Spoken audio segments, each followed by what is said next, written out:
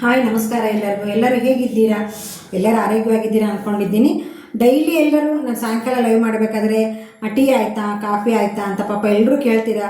ಹಾಗೆ ಬೆಳಗ್ಗೆ ನಾನು ಯಾರು ಲೈವ್ ಹೋಗಿರ್ತೇನೋ ಟಿಫನ್ ಆಯಿತಾ, ಟೀ ಕಾಫಿ ಆಯಿತಾ ಅಂತಾರೆ. ನನಗೆ ಟೀ ಕುಡಿಯೋ ಅಭ್ಯಾಸ ತುಂಬಾ ಕಡಿಮೆ. ಕಾಫಿ ಅಂತೂ ಕುಡಿಯೋದೇ ಇಲ್ಲ ಬಿಡಿ. ಟೀ ಕುಡಿಯೋ ಅಭ್ಯಾಸ ಅಂದರೆ ಯಾವಾಗಲಾದರೂ ಯಾರಾದರೂ ನೆಂಟರು ಬಂದರೆ ಅವ್ರ ಜೊತೆಗೆ ಅಂತ ಸ್ವಲ್ಪ ತೊಗೊಂಡಿರ್ತೀನಿ. ನಾನು ಡೈಲಿ ಉಪಯೋಗಿಸೋದೇ ಕಷಾಯ. ಈ ದಿನ ನಾನು ಕಷಾಯ ಪೌಡ್ರನ್ನ ಯಾವ ರೀತಿ ಮಾಡೋದು ಅಂತಂದೇಳಿ ತೋರಿಸ್ತೀನಿ. ಆಮೇಲೆ ನಿಮಗೆ ಅದಕ್ಕೆ ಏನೇನು ಪದಾರ್ಥ ಬೇಕು ಅಂದ್ಕೊಂಡು ಹೇಳಿನೂ ತೋರಿಸ್ತೀನಿ. ಬನ್ನಿ ಸ್ನೇಹಿತರೆ, ವಿಡಿಯೋನ ಶುರು ಮಾಡೋಣ. ಎಲ್ಲರಿಗೂ ಶ್ರಾವಣ ಮಾಸದ ಆರಂಭಕ್ಕೆ ಶುಭಾಶಯಗಳು.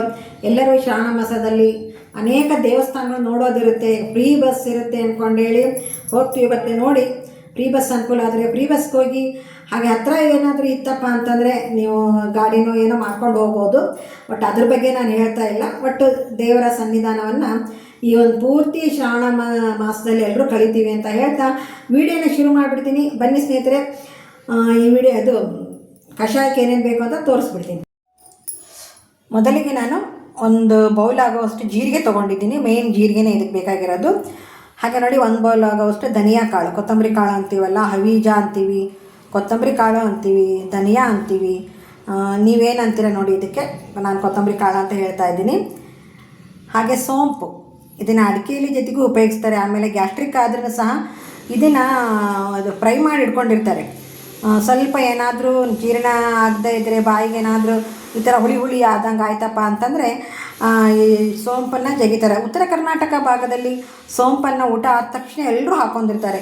ಅದು ಮೇನ್ ಆ ಒಂದು ಬಾಕ್ಸಲ್ಲಿ ಹಾಕಿ ಇಟ್ಬಿಟ್ಟಿರ್ತಾರೆ ಅವರು, ಅದನ್ನು ಫ್ರೈ ಮಾಡಿ. ಆಮೇಲೆ ನೆಕ್ಸ್ಟು ಸ್ವಲ್ಪ ಜೀರಿಗೆ, ಹಸಿ ಜೀರಿಗೆನ ಹಾಕ್ತೀನಿ ನಾನು. ಇದು ಹುರಿಲಿಕ್ಕೆ ಹಾಕಿರೋ ಜೀರಿಗೆ, ಇದು ಹಸಿ ಜೀರಿಗೆ. ಹಾಗೆ ಒಂದು ಸ್ವಲ್ಪ ಚಕ್ಕೆ ತೊಗೊಂಡಿದ್ದೀನಿ, ಒಂದು 5 ಲವಂಗ ತೊಗೊಂಡಿದ್ದೀನಿ. ಯಾಲಕ್ಕಿನೂ ಹಾಕಬೇಕು. ಬಟ್ ನಾನು ನಮ್ಮನೆಯಲ್ಲಿ ಯಾಲಕ್ಕಿ ಪೌಡ್ರ್ ತೊಗೊಂಬಂದಿಟ್ಕೊಂಡಿದ್ದೀನಿ. ಆದ್ದರಿಂದ ನಾನು ಕಷಾಯ ಮಾಡುವಾಗ ಯಾಲಕ್ಕಿ ಪೌಡ್ರನ್ನ ಬಳಸ್ತೀನಿ. ನೀವು ಯಾಲಕ್ಕಿ ಹಾಕಬೇಕು ಅಂದರೆ ಒಂದು 7ರಿಂದ 8 ಯಾಲಕ್ಕಿ ಹಾಕ್ಕೊಂಬಿಡಿ. ಈ ಒಂದು 2 ಸ್ಪೂನು ಅಜ್ವಾನ ತೊಗೊಂಡಿದ್ದೀನಿ. ಬನ್ನಿ ಇವೆಲ್ಲವನ್ನು ನಾವು ಫ್ರೈ ಮಾಡಿಬಿಡೋಣ. ಮೊದಲಿಗೆ ನಾನು ಕಡಿಮೆ ಪ್ರಮಾಣದಲ್ಲಿ ತೋರಿಸ್ತಾ ಇದ್ದೆ. ನಾನು ಇಷ್ಟು ಕಡಿಮೆ ಮಾಡೋದೇ ಇಲ್ಲ. ಯಾಕಂದರೆ ಫಸ್ಟ್ ಟೈಮು ನೀವು ಯಾರಾದರೂ ಮಾಡ್ಕೊಳೋ ಹಾಗಿದ್ದರೆ ಅಂದ್ಕೊಂಡೇಳಿ ಒಂದೊಂದೇ ಬೌಲ್ ತೋರಿಸ್ತಾ ಇದ್ದೀನಿ. ಒಂದು ಸಲ ಮಾಡಿಟ್ರೆ ನಾವು ಒಂದು ತಿಂಗಳಾನ್ಗಂಟ್ಲೆ ಬೇಕಾಗುತ್ತಲ್ವ. ನಾನು ಇಷ್ಟು ಕಡಿಮೆ ಮಾಡೋದಿಲ್ಲ. ನಿಮಗೆ ತೋರಿಸ್ಬೇಕು. ಹೇಗೂ ಮಳೆಗಾಲ ಇದೆ. ಆಮೇಲೆ ಶ್ರಾವಣ ಮಾಸದಲ್ಲಿ ಹೊರಗಡೆ ಏನಾದರೂ ಊಟ ಮಾಡಿ ಬಂದಿರ್ತೀವಿ ಫಂಕ್ಷನ್ನಲ್ಲಿ, ಆವಾಗ ಜೀರ್ಣ ಆಗಲಿ ಅಂದ್ಕೊಂಡೇಳಿ ತೋರಿಸ್ತಾ ಇದ್ದೀನಿ. ಈ ಪೌಡ್ರನ್ನ ನೀವು ರಾತ್ರಿ ಮಲಗುವಾಗ ನೀರಲ್ಲಿ ಹಾಕಿ ಚೆನ್ನಾಗಿ ಕುದಿಸಿ, ಹಾಲು ಗೀಲು ಏನೂ ಹಾಕಬೇಡಿ. ಇದು ಬರೀ ಪೌಡ್ರ್ ಹಾಕಿ ಚೆನ್ನಾಗಿ ಕುದಿಸಿ, ಒಂದು ಟೀ ಕುಡಿಯೋ ಕಪ್ ಇರುತ್ತಲ್ಲ, ಆ ಕಪ್ಪಿನಿಂದ ಕುಡಿದು ಮಲಗಿದೆ ಅಂತಂದರೆ ಆರಾಮ್ಸೆ ನಿದ್ದೆ ಬರುತ್ತೆ. ಹಾಗೆಯೇ ಜೀರ್ಣ ಆಗ್ತಿರಲ್ವಲ್ಲ, ಎಲ್ಲಾದರೂ ಫಂಕ್ಷನ್ಗೆ ಹೋಗಿ ಬಂದರೆ ಜೀರ್ಣ ಶಕ್ತಿನೂ ಹೆಚ್ಚಿಗೆ ಆಗುತ್ತೆ. ನೋಡಿ, ಈ ರೀತಿ ಕಾಳನ್ನು ಹುರಿಯುವಾಗ ಘಮ ಅಂತ ಪರಿಮಳ ಬರಬೇಕು. ಅಲ್ಲಿವರೆಗೂ ನೀವು ಹುರ್ಕೋಬೇಕಾಗುತ್ತೆ. ನೋಡಿ, ಇದನ್ನು ನಾವು ಹುರಿತಾ ಇರುವಾಗಲೇ ಇದರ ಪರಿಮಳ ಎಷ್ಟಿರುತ್ತೆ ಅಂದ್ಕೊಂಡೇಳಿ ಈಗ ಇದನ್ನು ಒಂದು ಬೇಸನ್ನೇ ತೆಗೆದುಬಿಡ್ತೀನಿ ನಾನು. ನೆಕ್ಸ್ಟು ಸೋಂಪನ್ನು ಹಾಕ್ತಾಯಿದ್ದೀನಿ. ಸೋಂಪನ್ನು ಅಷ್ಟೇ ಎದುರಿಗೆ ನಿಂತ್ಕೊಂಡು ಘಮ ಅನ್ನೋ ತನಕ ಹುರ್ಕೋಬೇಕಾಗುತ್ತೆ. ತೀರಾ ಕಪ್ಪು ಮಾಡ್ಕೋಬೇಡಿ. ಈಗ ಜೀರಿಗೆ ಹಾಕ್ಕೊಂಡಿದ್ದೀನಿ. ಜೀರಿಗೆನ ಅಷ್ಟೇ ಘಮ ಘಮ ಅನ್ನಬೇಕು ಹುರಿಯುವಾಗ. ನಾವು ಯಾವ ಮನೆಯಲ್ಲಿ ಸಂಬಾರ್ದಿಟ್ಟು ಮಾಡ್ತೀವಲ್ಲ, ಅದು ಹುರಿಯುವಾಗ ಹೆಂಗೆ ಘಮ ಘಮ ಅಂತ ಪರಿಮಳ ಬರುತ್ತೆ ನೋಡಿ.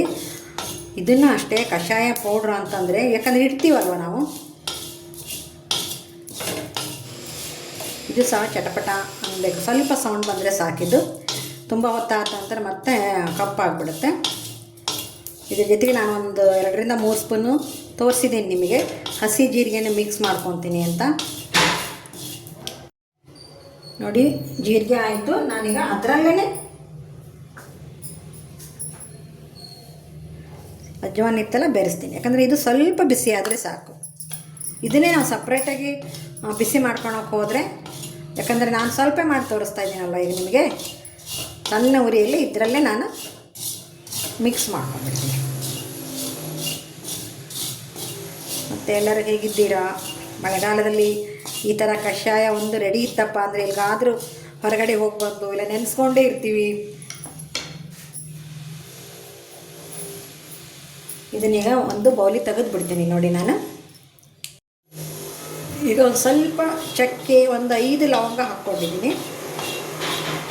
ಇದು ಪರಿಮಳಕ್ಕೆ ಮಾತ್ರ. ನೋಡಿ ಚಕ್ಕೆ ಮತ್ತು ಲವಂಗನ ಹಾಕ್ತಾಯಿದ್ದೀನಿ.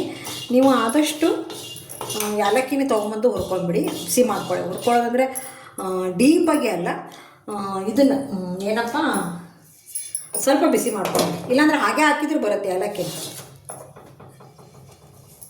ನೋಡಿ ಇವಾಗೆಲ್ಲವೂ ಒಂದು ಬೌಲ್ಗೆ ಹಾಕಿದ್ದೀನಿ, ಸ್ವಲ್ಪ ತಣ್ಣಗಾಗಬೇಕದು. ನೋಡಿ ನಾನು ಹಸಿ ಜೀರಿಗೆನೂ ಮಿಕ್ಸ್ ಮಾಡಿದ್ದೀನಿ, 2ರಿಂದ 3 ಸ್ಪೂನ್ ಏನು ತೊಗೊಂಡಿದ್ನಲ್ಲ ಅದನ್ನು ಸಹ ಮಿಕ್ಸ್ ಮಾಡಿದ್ದೀನಿ. ಇದು ಹುರಿದಿರೋ ಜೀರಿಗೆ, ಇದು ಹಸಿ ಜೀರಿಗೆ, ಸೋಂಪು, ಆಮೇಲೆ ಧನಿಯಾ ಕಾಳು. ಓಕೆನಾ? ಇದೊಂದು ಸ್ವಲ್ಪ ತಣ್ಣಗಾದ್ಮೇಲೆ ಪೌಡ್ರ್ ಮಾಡಿಬಿಡೋಣ. ನೋಡಿ ಈ ರೀತಿ ಪೌಡ್ರ್ ಮಾಡಿಟ್ಕೊಂಡಿದ್ದೀನಿ. ನಾನೇನು ಜರಡಿ ಮಾಡ್ತಾಯಿಲ್ಲ, ಜರಡಿ ಅವಶ್ಯಕತೆ ಇರೋದಿಲ್ಲ ಇದಕ್ಕೆ, ಯಾಕಂದರೆ ಪೌಡ್ರ್ ಹೆಂಗೋ ಚೆನ್ನಾಗಿ ನೀರಲ್ಲಿ ಕುದ್ದು ಬಿಡುತ್ತಲ್ಲ, ಟೇಸ್ಟು ಚೆನ್ನಾಗಿರುತ್ತಲ್ವ. ಬನ್ನಿ ಈಗ ಒಂದು ಗ್ಲಾಸ್ ಕಷಾಯ ಮಾಡಿ ತೋರಿಸ್ಬಿಡ್ತೀನಿ ನಿಮಗೆ. 1 ಕಪ್ಪು ನೀರಿಟ್ಟಿದ್ದೀನಿ, ಇದರಿಂದ ಒಂದು ಅರ್ಧ ಸ್ಪೂನ್ ಆಗೋಷ್ಟು ಕಷಾಯ ಪೌಡ್ರ್ ಹಾಕಿದೆ. ಇವತ್ತು ನಿಮಗೆ ಬೆಲ್ಲ ಹಾಕಿ ತೋರಿಸ್ತಾ ಇದ್ದೀನಿ ನಾನು. ನೋಡಿ ಇಷ್ಟು ಬೆಲ್ಲ ಆದರೆ ಸಾಕು. ನಿಮಗೆ ಇನ್ನೂ ಸ್ವಲ್ಪ ಸಿಹಿ ಬೇಕಪ್ಪ ಅಂತಂದರೆ ಇನ್ನೊಂದು ಸ್ವಲ್ಪ ಹಾಕ್ಕೋಬೋದು. ಇದೀಗ ಚೆನ್ನಾಗಿ ಕುದೀಲಿ. 1 ಲೋಟ ಇದ್ದದ್ದು ಅರ್ಧ ಲೋಟ ಆಗಬೇಕು ಆ ಥರ ಏನೂ ಇಲ್ಲ, ಚೆನ್ನಾಗಿ ಕುದ್ಬಿಡ್ಲಿ ಇದು. ನೋಡಿ ಈಗ ಕುದಿಲಿಕ್ಕೆ ಇಟ್ಟಿದ್ದೀನಿ. ಇದು ನಾವೇನು ಟೀ ಕುಡಿತೀವಲ್ಲ ಅದೇ ರೀತಿ ಕುದ್ರೆ ಸಾಕು, ಮತ್ತೇನು ವಿಶೇಷವಾಗಿ ಅಂತ ಏನಿಲ್ಲ. ಬೆಲ್ಲ ಹಾಕಿರೋದ್ರಿಂದ ನಾನು ಹಾಲೇನು ಹಾಕ್ತಾಯಿಲ್ಲ. ನೀವು ಬೇಕಿದ್ರೆ ಎಲ್ಲ ಕುದ್ದಾದ್ಮೇಲೆ ಗ್ಲಾಸ್ಗೆ ಹಾಕುವಾಗ ಹಾಲನ್ನು ಮಿಕ್ಸ್ ಮಾಡ್ಕೋಬೋದು. ನಾನು ಡೈಲಿ, ಯಾಕಂದರೆ ಸಕ್ಕರೆನೇ ಬೇಕು ಬೆಲ್ಲನೂ ಬೇಕಲ್ವ, ನಾನು ಡೈಲಿ 1 ಕಪ್ಪು ಮಾಡುವಾಗ 1-2 ಸ್ಪೂನು, ಅದರಿಂದ 1 ಸ್ಪೂನು, ಈ ಸ್ಪೂನಿಂದ 1 ಸ್ಪೂನ್ ಸಕ್ಕರೆ ಮಾತ್ರ ಉಪಯೋಗಿಸ್ತೀನಿ ನಾನು. ಯಾಕಂದರೆ ಒಂದು ದೇಹಕ್ಕೆ ಯಾವುದು ಬೇಡ, ಅದು ಬೇಡ, ಇದು ಬೇಡ ಅನ್ನೋ ಹಾಗೆ ಇಲ್ಲ. ಎಲ್ಲದನ್ನೂ ತಿನ್ನಬೇಕು, ಎಲ್ಲದನ್ನೂ ನೋಡಬೇಕು, ಹಾಗೆ ಮೈ ಬಗ್ಸಿ ಕೆಲಸ ಮಾಡಬೇಕು, ಅದಷ್ಟೇ ಗೊತ್ತು ನನಗೆ. ನೋಡಿ ಈಗ ಚೆನ್ನಾಗಿ ಕುದೀತಾ ಇದೆ. ಅದು ಪುಡಿದೆಲ್ಲ ಅದೇನು ಗಮ ಇರ್ತಾರಲ್ಲ ನೀರೊಳಗೆ ಮಿಕ್ಸ್ ಆಗಲಿ.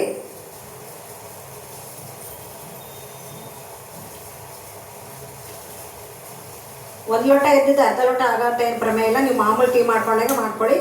ಈಗ ನೋಡಿ ರೆಡಿ ಆಯಿತು, ಬನ್ನಿ ಸೋಸ್ಬಿಡೋಣ. ನೋಡಿ ನಾನೀಗ ಸೋಸ್ತಾ ಇದ್ದೀನಿ.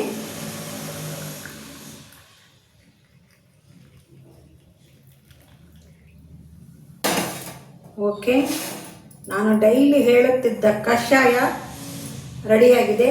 ಬನ್ನಿ ಎಲ್ಲರೂ ನಮ್ಮನೆಗೆ ಕಷಾಯ ಕುಡಿಯೋಕ್ಕಾದ್ರೂ ಬನ್ನಿ ಅಂತ ಹೇಳ್ತಾ ಈ ವಿಡಿಯೋನ ಮುಗಿಸ್ತಾ ಇದ್ದೀನಿ. ಮುಗಿಸೋದಕ್ಕಿಂತ ಮೊದಲು ಮೊದಲನೇ ಬಾರಿಗೆ ನೋಡ್ತಾ ಇರೋರು ದಯವಿಟ್ಟು ಸಬ್ಸ್ಕ್ರೈಬ್ ಆಗಿ, ಹಾಗೆ ನೋಡ್ತಾ ಇದು ಲಾಂಗ್ ವಿಡಿಯೋ ಆಗಿರೋದ್ರಿಂದ ಹೈಪ್ ಮಾಡೋದನ್ನು ಮಾತ್ರ ಮರಿಬೇಡಿ, ಶೇರ್ ಮತ್ತು ಲೈಕ್ ಮಾಡೋದನ್ನು ಮಾತ್ರ ಮರಿಲೇಬೇಡಿ ಅಂತ ಹೇಳ್ತಾ ಈ ವಿಡಿಯೋನ ಮುಗಿಸ್ತಾ ಇದ್ದೀನಿ. ಎಲ್ಲರಿಗೂ ಧನ್ಯವಾದಗಳು, ಎಲ್ಲರಿಗೂ ನಮಸ್ಕಾರಗಳು.